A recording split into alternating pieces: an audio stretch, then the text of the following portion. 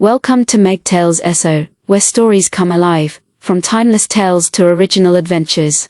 Join me as we journey through worlds built with words. And do not forget to like, comment and subscribe for you to be notified anytime I drop a new video.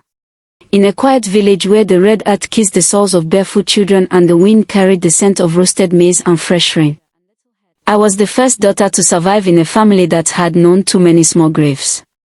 My parents called me Egosa, God's own. Before me, my mother had birthed and buried 3 children, each one taken too soon, their spirits barely having time to cry before being returned to the soil. I was their miracle, their treasure, their fear. Out of desperation to keep me alive, my mother made a heartbreaking decision. She took me, barely 5 years old, to her younger sister who lived in the town, far from our village. She would be safe with her, she said, her voice trembling with tears she did not want me to see. I didn't understand then. I only clung to her wrapper as she gently untangled my arms and left me behind. That was when my real story began, when the struggle took root like bitter leaf in the soul. My aunt's house in Benin City was painted in faded yellow, cracked in places like the dreams I was too young to have. She lived in a 2-bedroom flat near New Benin Market, bustling with life and color, but inside that home, my world was dim. While her own children dressed in crisp uniforms and rode in kiki to their private school, I walked to the public school barefoot. My uniform was torn at the hem, and my books were hugged close to my chest because I had no bag. My slippers had long given up, so I waited patiently, watching the others until they outgrew theirs. That was when I got to wear shoes. My aunt never saw me as a child. To her, I was help. Every night, even before the cock crowed, she would wake me up, sometimes by 3 a.m., to wash plates, fetch water, and prepare for the next day. She'd go back to sleep, and I would move like a ghost in the dark, scrubbing, sweeping, serving. Her husband once complained.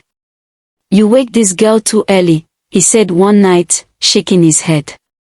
But it changed nothing. Sometimes I went to school late. Often, I went hungry. But I never missed a day, not because I loved school, but because it was the only place I could breathe. I would trek miles after school to get to her shop, a small kiosk tucked beside a motor park, where I would sit quietly, watching buses come and go, wondering if one could carry me back to my mother.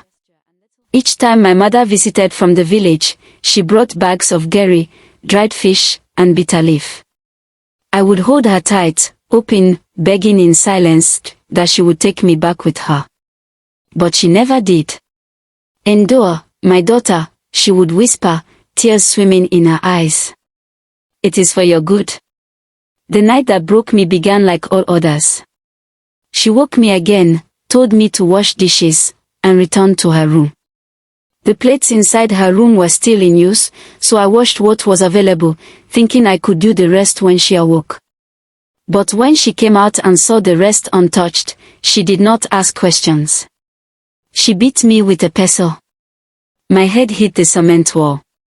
I felt the warm rush of blood down my face, but no one checked. I cleaned myself with cold water and ashes from the firewood kitchen, rubbing charcoal on my wound. The next morning, I went to school like that.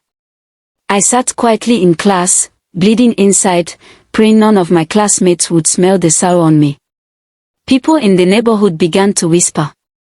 "This girl should run away," they said. Some even offered to help.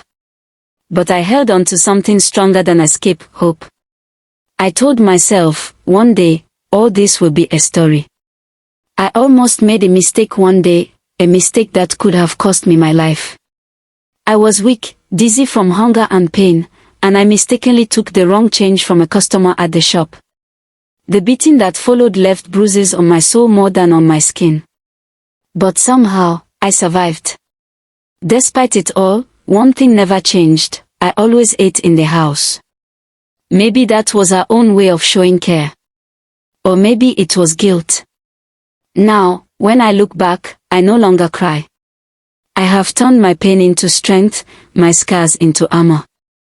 And though the road was long, And my tears once watered the soil of Edo State. I grew. I became. This is the story of my life, written not just in words, but in survival.